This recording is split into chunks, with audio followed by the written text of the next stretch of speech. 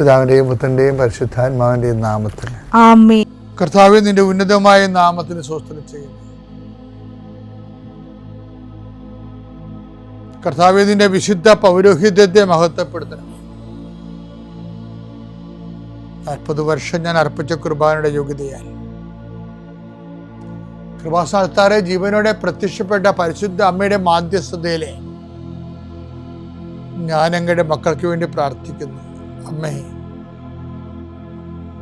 പണിക്ക് പോയിരിക്കുന്ന അപ്പൻ രാത്രി ഭക്ഷണത്തിലുള്ള വകയും കൊണ്ടുവരുമെന്ന് വിചാരിച്ചുകൊണ്ട് അമ്മയും മക്കളും കാത്തിരിക്കണ പോലെ ജീവിതത്തിൻ്റെ ഓരോ ഘടകങ്ങളിലേക്ക് കടന്നു പോകാൻ വേണ്ടി ഈ പ്രാർത്ഥനയും കാത്തിരിക്കുന്ന അനേക ആയിരങ്ങളുണ്ട് ഇസ്രായേൽ ലോകം മുഴുവനും.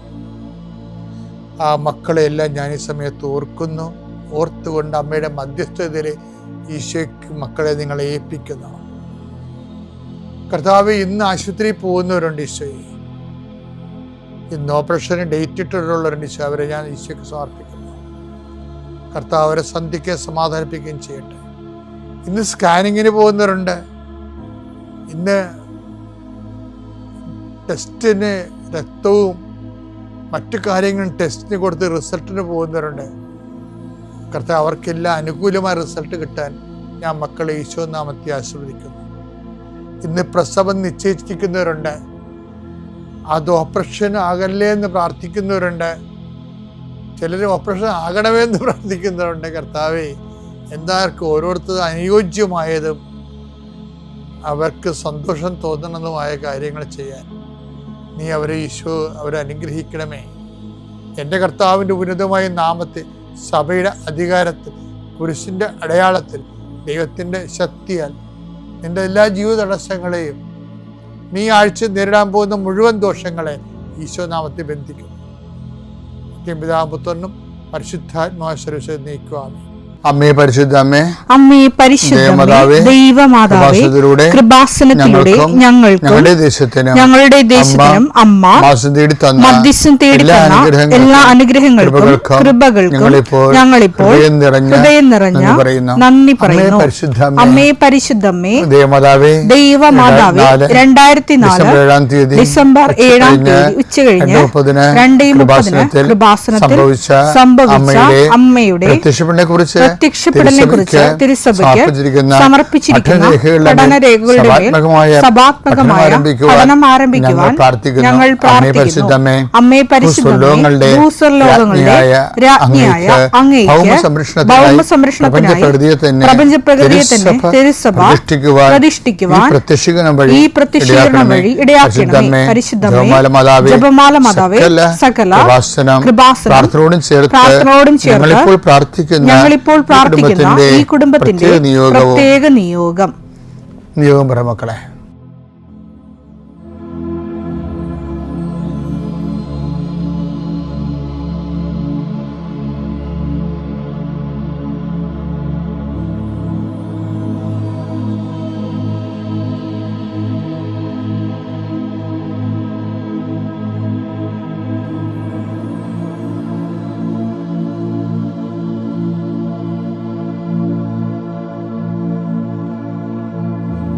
അമ്മയുടെ പ്രത്യക്ഷീകരണത്തിന്റെ ഈ അനുഗ്രഹവേളയിൽ ഞങ്ങൾക്ക് സാധിച്ചു തരുവാൻ കനിയണമേ.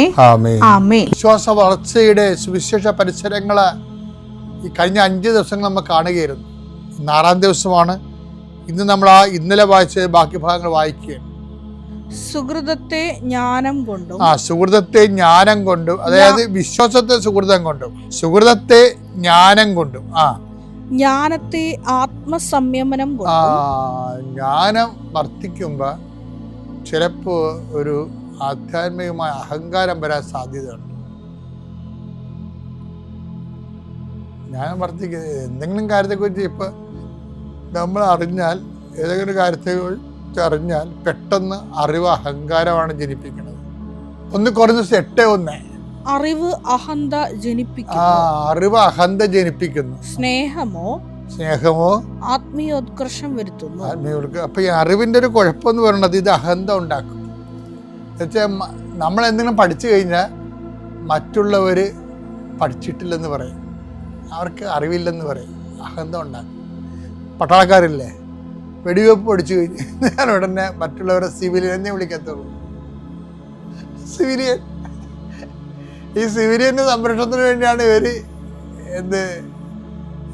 പട്ടാളത്തിൽ ചേർന്നിരിക്കണമെന്നാണ് പറയണത്. അപ്പം എന്തെങ്കിലും തരത്തിൽ പ്രൊഫഷണലായിട്ട് കഴിഞ്ഞാൽ ഉടനെ നമുക്ക് അഹന്ത ഉണ്ടാവും. എനിക്ക് തന്നെ സെമിനാരി പഠിക്കുന്ന കാലത്ത് കുറേ നുണകളൊക്കെ വലിയ ശാസ്ത്രീയ കണ്ടുപിടുത്തം പോലെയൊക്കെ ചിലവരൊക്കെ തട്ടിവിടാൻ ഞാൻ കേട്ടിട്ടുണ്ട്. ചെങ്കടല പിളർത്തി എന്ന് പറഞ്ഞാൽ അവർ ചെങ്കടല പിളർത്തിയൊന്നും അല്ലത്, അത് വേലിയിറക്ക സമയമായിരുന്നു. അപ്പോഴാണ് മോസസ് കൂട്ടരും ആ വേലിയിറക്ക സമയത്താണ് ചെങ്കടല കടന്നു പോയത്. ഇങ്ങനെ കുറേ കാര്യങ്ങൾ ഇവർ പറയും. കർത്താവ് 5000 തീറ്റി പോയിട്ടെന്ന് പറഞ്ഞപ്പോൾ കർത്താവ് അപ്പം വർദ്ധിപ്പിച്ചില്ല, മറിച്ച് പെസഹക്കാലമായിരുന്നു. അതിൽ ജെറുസലേമിലേക്ക് പോയ ആൾക്കാരുടെ ഇടയിലെല്ലാം അപ്പം ഉണ്ടായിരുന്നു, അവരോട് പങ്കുവെക്കാനാണ് ഈശോ പറഞ്ഞതെന്ന് വിമോചന ദൈവശാസ്ത്രജ്ഞന്മാർ പറയും. ഇങ്ങനെ പുതിയ പുതിയ നോളജുകൾ വരുമ്പോൾ ഇത് കേൾക്കണവർക്കില്ല, എന്നാൽ പുതിയ കാര്യം കേട്ടപ്പോൾ അഹന്ത ഉണ്ടാവുമായിരുന്നു. അപ്പോൾ എനിക്കുണ്ടായിരുന്ന ചെറിയ അഹന്തയൊക്കെ, പക്ഷെ ഞാനൊരു കണക്കിന് രക്ഷപ്പെട്ടത്. അതായത് കഴിഞ്ഞാൽ എനിക്ക് മനസ്സിലായി ഇത് സാത്താൻ സഭയിൽ പ്രവർത്തിച്ചിരിക്കുന്നതിൻ്റെ പിണിയാളുകളായിട്ട് ഇറക്കിയിരിക്കുന്ന ആൾക്കാരാണെന്ന് മനസ്സിലായി. സുവിശേഷത്തിൻ്റെ ശക്തി ചോർത്തിക്കളയുന്ന എല്ലാ റാഷണലൈസേഷനും യൂറോപ്യൻ സഭ എവിടെയാണ് കൊണ്ടേ ആക്കിയത് അവിടെ നമ്മളെയും കൊണ്ടേ ആക്കും. കാരണം ചരിത്രമൊന്നും പറയേണ്ട കാര്യമില്ല.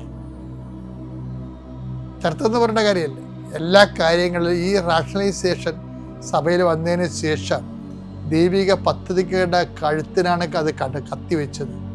അറിഞ്ഞില്ല.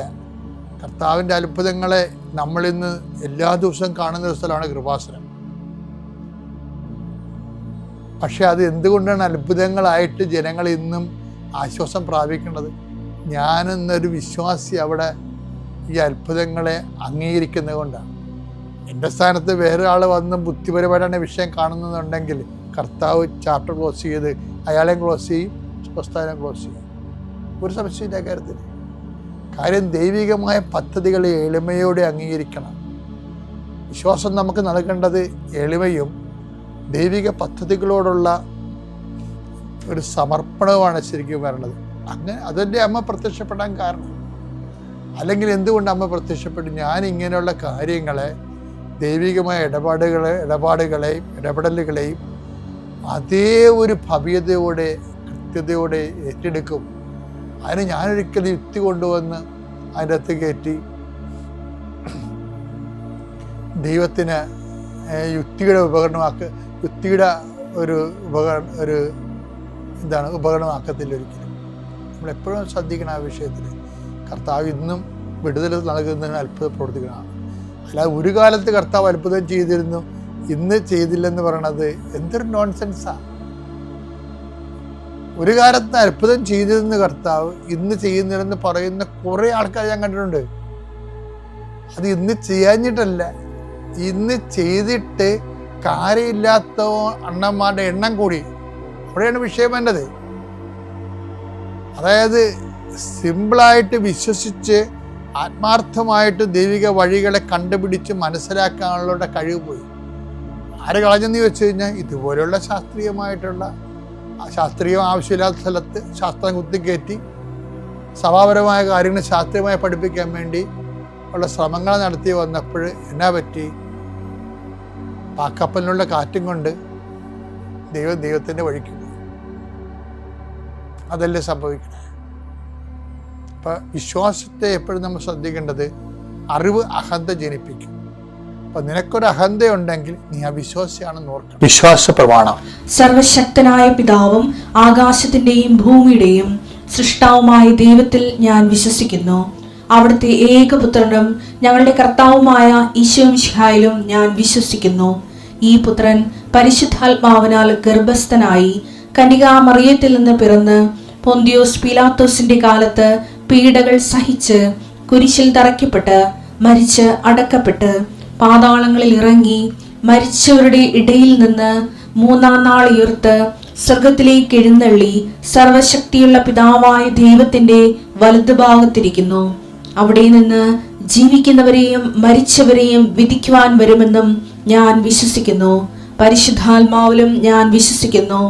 വിശുദ്ധ കത്തോലിക്കാ സഭയിലും പുണ്യവാന്മാരുടെ ഐക്യത്തിലും പാപങ്ങളുടെ മോചനത്തിലും ശരീരത്തിന്റെ ഉയർപ്പിലും നിത്യമായ ജീവിതത്തിലും ഞാൻ വിശ്വസിക്കുന്നു. ആമേൻ.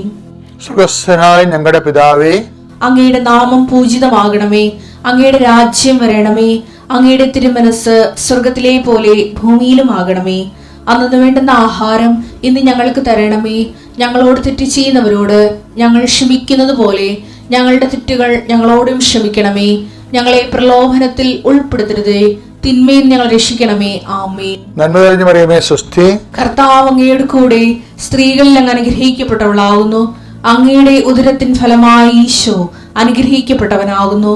പരിശുദ്ധ മറിയമേ, തമ്പുരാന്റെ അമ്മേ, പാപികളായ ഞങ്ങൾക്ക് വേണ്ടി ഇപ്പോഴും ഞങ്ങളുടെ മരണസമയത്തും തമ്പുരാനോട് അപേക്ഷിക്കണമേ. ആമേൻ. ഫിലിപ്പി 3:16. ഫിലിപ്പി 3:16. എന്നാൽ നേടിയെടുത്തതിനെ മുറുകെ പിടിച്ചുകൊണ്ട് തന്നെ ആവണം നമ്മുടെ പ്രവർത്തനം. പോരെ. ഇപ്പോൾ ഒന്നാമത് പുതുക്കിയാലും രണ്ടാമത് പുതുക്കിയാലും മൂന്നാമത് പുതുക്കിയാലും ഈ പുതുക്കലിലൂടെയെല്ലാം നേടിയെടുത്ത ദൈവാനുഗ്രഹം, നേടിയെടുത്ത ആധ്യാത്മിക പ്രതിബദ്ധത, നേടിയെടുത്ത പ്രാർത്ഥനാ ജീവിതം, അതെന്ത് ചെയ്യണം? മുറുകെ പിടിച്ചുകൊണ്ട് വേണം നമ്മുടെ പ്രവർത്തനം. അല്ലാതെ ഒന്നാമത് ഉണ്ടായിരുന്ന അരൂപി ഇപ്പോഴില്ലെന്ന് പറയാൻ പറ്റത്തില്ല. അപ്പോൾ ഉടമ്പടി ബ്രേക്കാവും.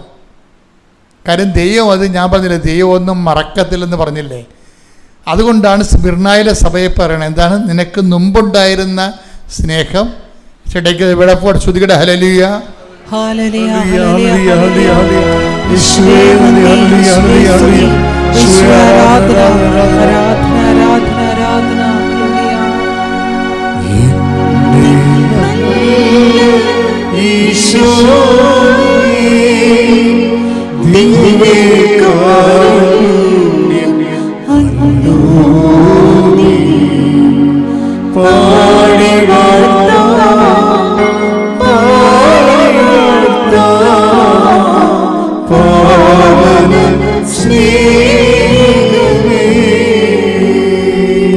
വെളിപാട് 2:4-5. വെളിപാട് 2:4. എങ്കിലും നിനക്കെതിരെ എനിക്കൊന്ന് പറയാനുണ്ട്. നിനക്ക് ആദ്യമുണ്ടായിരുന്ന സ്നേഹം നീ കൈവിടിഞ്ഞു. അതിനാൽ നീ ഏതവസ്ഥയിൽ നിന്നാണ് അധപ്പതിച്ചതെന്ന് ചിന്തിക്കുക. അനുദപിച്ച് ആദ്യത്തെ പ്രവൃത്തികൾ ചെയ്യുക. ആദ്യം ഉടമ്പടി പുതുക്കുമ്പോൾ ഉണ്ടാകുന്ന ഉശിരും തീഷ്ണതയും ഉത്സാഹവും രണ്ടാമതോ മൂന്നാമതോ ഉടമ്പടി പുതുക്കിയാൽ ഉണ്ടാകുന്നില്ലെങ്കിൽ നിങ്ങൾ ഓർക്കരുത്, നിങ്ങൾ മറന്ന പോലെ ദൈവം ഉടമ്പടി മറന്നിട്ടുണ്ടെന്ന്. ദൈവം മറന്നിട്ടില്ല. ദൈവം പറഞ്ഞു കേട്ടില്ലേ, ഞാൻ ആദ്യം നിനക്ക്, നീ എന്തുമാത്രം ദൈവസ്നേഹത്തെ വളർന്ന ഒരു ദിവസം എനിക്കറിയാം, അത് എൻ്റെ രജിസ്റ്റർ ചെയ്തിട്ടുണ്ട്. അത്രയും ചൈതന്യം ഇന്ന് നിനക്കില്ല എന്ന് പറയുകയാണ്. അതുകൊണ്ടാണ് ഈ പറയുന്നത്, നേടിയെടുത്തതിനെ മുറുകെ പിടിച്ചുകൊണ്ട് വേണം നമ്മുടെ പ്രവർത്തനം. പ്രാർത്ഥിക്കുക. കർത്താവ് ദൈവമേ, ഓരോ തവണകള് ഉടമ്പടി പുതുക്കുമ്പോൾ മുമ്പത്തേക്കാൾ ചൈതന്യത്തോടെ ദൈവത്തിന് പ്രയോജനമുള്ള സുവിശേഷ വേലക്കാരായി സാക്ഷികളായി എന്നെ ഉയർത്തണമേ, എന്നെ വളർത്തണമേ.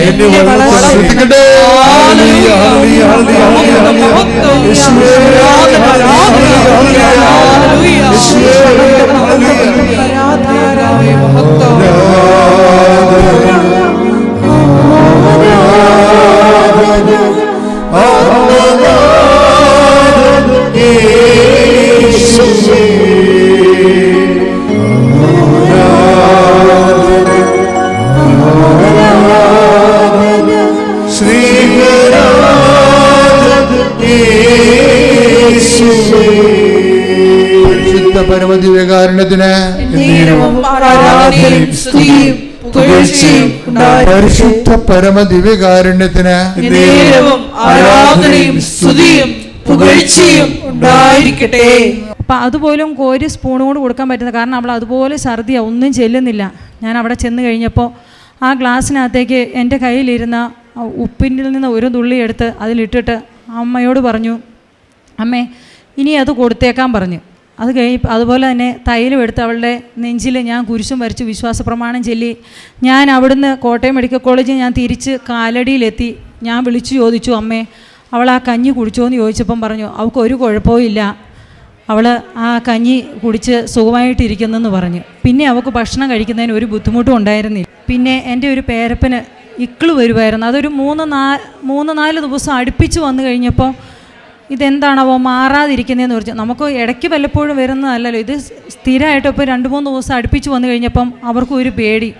അന്നേരം അവർ പറഞ്ഞു എന്നാൽ പിന്നെ നാളെ ഇനി എന്നാൽ ഏതായാലും ഹോസ്പിറ്റലിൽ കൊണ്ടേ കാണിച്ചേക്കാമെന്ന് പറഞ്ഞു. അങ്ങനെ ഹോസ്പിറ്റലിൽ കൊണ്ടേ കാണിച്ചേക്കാമെന്ന് വിചാരിച്ചിരുന്നപ്പം ഞാൻ ആൻറ്റിക്ക് ഉപ്പ് കൊടുത്തിട്ടുണ്ടായിരുന്നു.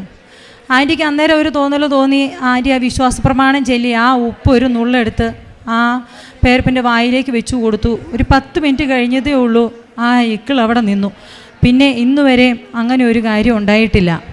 പിന്നെ എനിക്ക് പറയാനുള്ളത്, എൻ്റെ അമ്മച്ചിക്ക് ഒരു ഗുളിക കഴിച്ചതുകൊണ്ട് അലർജി ഉണ്ടായി.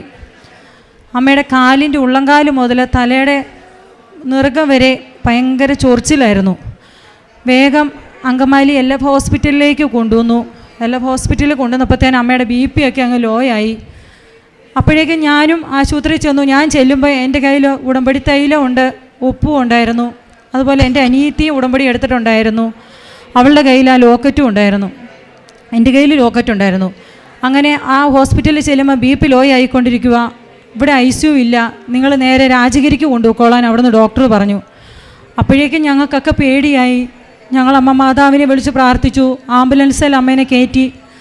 ആംബുലൻസിൽ കയറി കഴിഞ്ഞ് തൈലും എടുത്ത് അമ്മയുടെ തലയിലും കാലിലും എല്ലാം ഞങ്ങൾ കുരിശ് വരച്ചു. ആ കാശ് രൂപ എടുത്ത് അമ്മയുടെ കഴുത്തേലും വിട്ടു. അമ്മ ഒന്നും പേടിക്കണ്ട അമ്മയെന്ന് പറഞ്ഞ് ഞങ്ങൾ കൃപാസന മാതാവിൻ്റെ ഉടമ്പടി പ്രാർത്ഥനയും ചൊല്ലി രാജഗിരി ചെന്നു. രാജഗിരി ചെന്ന് കഴിഞ്ഞപ്പോൾ അവിടെ അമ്മേനെ അകത്തേക്ക് കയറ്റി. ഒരു 10 മിനിറ്റ് കഴിഞ്ഞപ്പം ഡോക്ടർ വന്ന് പറഞ്ഞു ഒരു കുഴപ്പവും ഇല്ല കേട്ടോ, അമ്മയ്ക്ക് BP ഒക്കെ കറക്റ്റായി, ഒരു പ്രശ്നവും ഇല്ലെന്ന് പറഞ്ഞു. ലിറ്റിൽ ഫ്ലവർ ഹോസ്പിറ്റൽ എന്ന് പറയുമ്പോൾ നമുക്കറിയാം അത്യാവശ്യം വലിപ്പമുള്ളൊരു ഹോസ്പിറ്റലാണ്. അവിടെ ICU കയറ്റാൻ വേണ്ടിയിട്ട് ഇല്ലാതിരുന്ന സ്ഥാനത്ത് നിന്ന് അമ്മയെ വിട്ടതാണ് രാജഗിരി ഹോസ്പിറ്റലിലേക്ക്. അവിടെ ചെന്ന് ഈ ആംബുലൻസിൽ വെച്ച് ഞങ്ങൾ ഉടമ്പടി പ്രാർത്ഥനയും ചൊല്ലി തൈലവും തേച്ചത് വഴി എൻ്റെ അമ്മ മാതാവ് അമ്മച്ചിക്ക് ഒരു കുഴപ്പവും ഇല്ലാതെ സുഖപ്പെടുത്തി തന്നു. ഇത്രയൊക്കെ അനുഗ്രഹങ്ങൾ. അതുമാത്രമല്ല, എന്തെങ്കിലും സാമ്പത്തിക പ്രതിസന്ധികൾ തോന്നുമ്പോൾ അമ്മ മാതാവിനോട് പറയും, അമ്മേ ഇന്ന അടുത്ത ആഴ്ച ഇന്ന പൈസയുടെ ആവശ്യം വരുന്നുണ്ട് കേട്ടോ, ഞങ്ങളുടെ കയ്യിൽ ഒന്നുമില്ല കേട്ടോ അമ്മയെന്ന് പറയുമ്പോഴത്തേക്ക് ആ സമയമാകുമ്പോൾ അമ്മ മാതാവ് എവിടുന്നെങ്കിലും ഞങ്ങൾക്ക് ആ പൈസ എത്തിച്ചു തരും. എൻ്റെ അമ്മ മാതാവിനും തിരുക്കുമാരനും ഇത്രയേറെ അനുഗ്രഹങ്ങൾ തന്നതിന് ഞാൻ നന്ദി പറയുന്നു. യേശുവെ നന്ദി, യേശുവെ സ്തോത്രം. എൻ്റെ പേര് രഞ്ജുമോൾ അൻസ്കറിയ. ഞാൻ പൊൻകുന്നത്തുനിന്ന് വരുന്നു. ഞാൻ 2019 മാർച്ച് 27 ഞാൻ ഉടമ്പടി എടുത്തത്. ഉടമ്പടി എടുത്തു കഴിഞ്ഞ് ഞാൻ 6 നിയോഗങ്ങളാണ് ഇവിടെ സമർപ്പിച്ചത്. അതിനകത്ത് 4 നിയോഗങ്ങൾ പരിശുദ്ധ അമ്മയുടെ മധ്യസ്ഥം അയച്ചതിൻ്റെ ഫലമായിട്ട് എനിക്ക് പരിശുദ്ധ അമ്മ സാധിച്ചു തന്നു. ഒന്നാമത്തെ സാക്ഷ്യം എന്ന് പറഞ്ഞാൽ, ഞാൻ വിദേശത്തേക്ക് പോകാൻ ഒരുപാട് ട്രൈ ചെയ്തായിരുന്നു, ഒരുപാട് ഇൻ്റർവ്യൂകൾ അറ്റൻഡ് ചെയ്തു, പക്ഷേ എനിക്കൊന്നും കിട്ടിയില്ലായിരുന്നു. അത് കഴിഞ്ഞ് 2021 ജാനുവരിയിൽ ഞാൻ ബഹ്റിൻ്റെ ഒരു ഇൻ്റർവ്യൂ അറ്റൻഡ് ചെയ്യുകയും ഡിഫൻസ് ഹോസ്പിറ്റലിലോട്ട് എനിക്ക് സെലക്ട് ആകുകയും ചെയ്തു. അങ്ങനെ എൻ്റെ തടസ്സങ്ങൾ മാറി ഞാൻ വിദേശത്ത് പോവുകയും 1 വർഷം അവിടെ ജോലി ചെയ്ത് ഇപ്പോൾ ലീവിന് വന്ന് ഞാൻ സാക്ഷ്യം പറയാൻ വേണ്ടി ലേറ്റായിരുന്നു. ഞാൻ മാതാവിനോട് ഞാൻ മാപ്പ് അപേക്ഷിക്കുന്നു.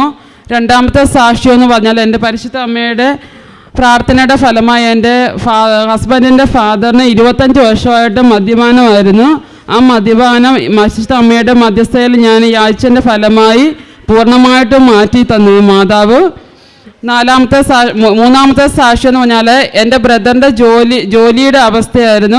അവൻ ടീച്ചറായിരുന്നു. ഒരുപാട് സ്കൂളുകളിൽ ഇൻ്റർവ്യൂ അറ്റൻഡ് ചെയ്തു, പക്ഷെ ഒന്നും കിട്ടുന്നില്ലായിരുന്നു. ഞാനിവിടെ നിയോഗം വെച്ച് പ്രാർത്ഥിച്ചതിൻ്റെ ഫലമായി എൻ്റെ അനിയന് സ്കൂളിൽ ജോലി ലഭിക്കുകയും ചെയ്തു. 4ാമത്തെ എൻ്റെ നിയോഗം ഞാൻ വെച്ച് എൻ്റെ ഹസ്ബൻഡിൻ്റെ ബ്രദർ സ്ഥലം വാങ്ങിച്ചു. ആ സ്ഥലത്തിന് ഒരുപാട് തടസ്സങ്ങൾ നേരിട്ടു. അത് പേരിലാക്കാനും അവിടെ വീട് പണിയാനും സാധിക്കുന്നില്ലായിരുന്നു. ആ സ്ഥലത്തിൻ്റെ പേര് ഞാൻ നിയോഗം വെച്ച് ഡേറ്റ് ഇട്ട് ഞാൻ മാതാവിൻ്റെ അടുത്ത് പ്രാർത്ഥിച്ചു. അങ്ങനെ മാർച്ചിൽ ആ സ്ഥലത്തിൻ്റെ എല്ലാ തടസ്സങ്ങളെയും മാറ്റി മാതാവ് ആ സ്ഥലം പേരിലാക്കാൻ ഞങ്ങൾക്ക് സാധിച്ചു തന്നു. ഇത്രയും നടത്തി തന്ന പരിശുദ്ധ അമ്മയ്ക്കും തിരുക്കുമാനും 1000 നന്ദികൾ സമർപ്പിക്കുന്നു. യേശുവേ സ്തുതി. എൻ്റെ പേര് റോജി സാജൻ. വാളാന്തറയിൽ കാഞ്ഞിരപ്പള്ളിയിൽ നിന്നാണ് വരുന്നത്. ഞാൻ ഉടമ്പടി എടുത്തത് 2019 ഒക്ടോബർ 18 തീയതിയാണ്. ഉടമ്പടി എടുക്കാനുള്ള കാരണം എന്ന് പറഞ്ഞാൽ ഞങ്ങളുടെ കല്യാണം കഴിഞ്ഞിട്ട് 5 വർഷമായിട്ട് മക്കളില്ലായിരുന്നു. അങ്ങനെയായിരിക്കെ ഞങ്ങൾ 2 വർഷം ട്രീറ്റ്മെൻറ്റ് എടുത്തായിരുന്നു. എനിക്ക് PCOD ഒരു പ്രശ്നമുള്ളത് കാരണം, പിന്നെ തൈറോയിഡും കൂടെ ഉള്ളത് കാരണം ഒരു ഡോക്ടർ പറഞ്ഞായിരുന്നു ഇങ്ങനെ മക്കളുണ്ടാകത്തില്ല എന്നൊക്കെ പറഞ്ഞായിരുന്നു. 2 വർഷം ട്രീറ്റ്മെൻറ്റ് എടുത്തു. അത് കഴിഞ്ഞിട്ട് പിന്നെ ഇവിടെ വന്ന് ഉടമ്പടി എടുത്തതിന് ശേഷം ഒരു മരുന്നോ ഒന്നും കഴിച്ചില്ല.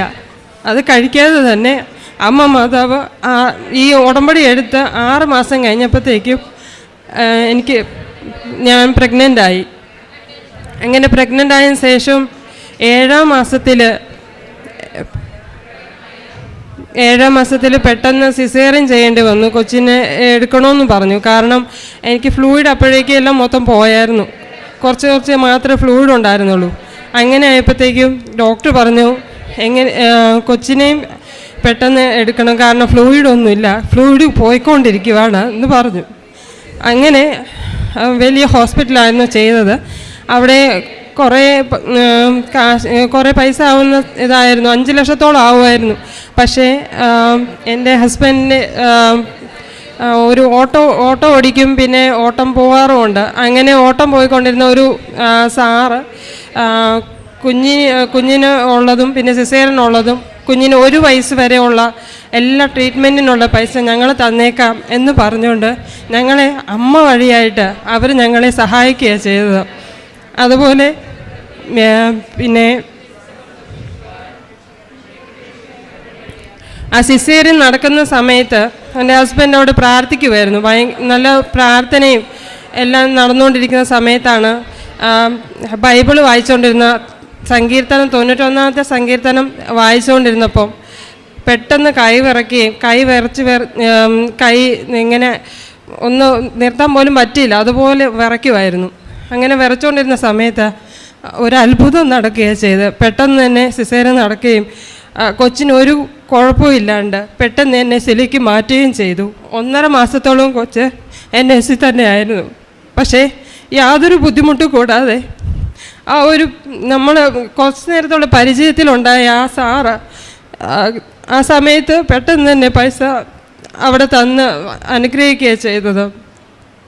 അതുപോലെ ഈ ഉടമ്പടി എടുക്കുന്ന സമയത്ത് ഉപ്പും തേനും ഉണ്ടായിരുന്നു. ഞാൻ പ്രഗ്നൻ്റ് ആവുന്നതിന് മുമ്പ് അമ്മയോട് പ്രാർത്ഥിച്ചിട്ട് വെളുപ്പിനുള്ള പ്രാർത്ഥന ചൊല്ലിയതിന് ശേഷം ഉപ്പും കഴിക്കുകയും പിന്നെ തേന് കഴിക്കുകയും ചെയ്തായിരുന്നു.